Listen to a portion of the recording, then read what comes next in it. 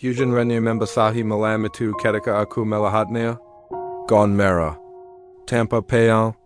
Hanya. Berdiri di sana. Seolah Allah ribet tidak mengganggunya.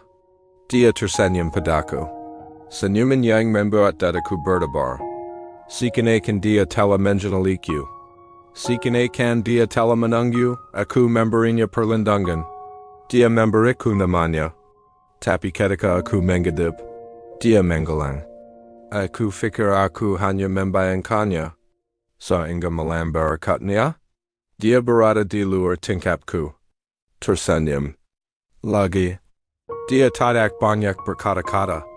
Tapi matanya, menceritakan kisah-kisah yang tidak dapat aku fahami. Tentang kesakitan. Tentang kehilangan.